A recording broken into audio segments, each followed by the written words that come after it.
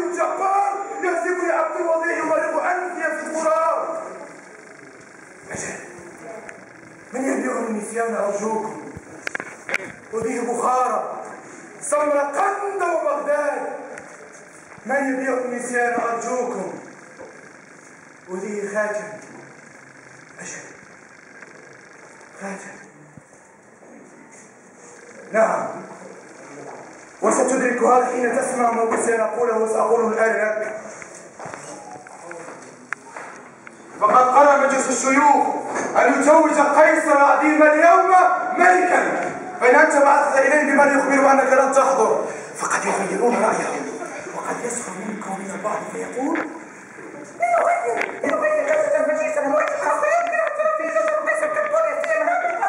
فإن أخفى قيصر نفسه أفلا يتهافون فيما بينهم بأن قيصر خائف.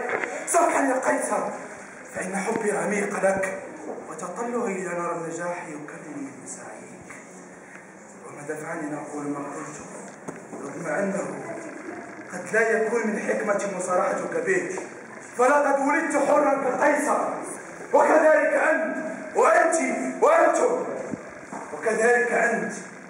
وكان غذاؤنا طيبا كغذائه، وبوسع كلينا أن يتحمل برد الشتاء والصيف كما يتحمله. أما هو فقد ولد بالأعلى، أما أنا فمخلوق حقير عليه أن يحمي قامته إن حياه قيصر باستخفاف أو بإيماءة بسيطة من رأسه.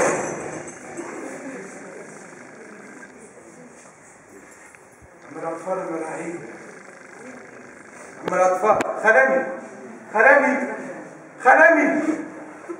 سيجي يقرا عليا تما، ستي واقع تيجي واحد قاعد تما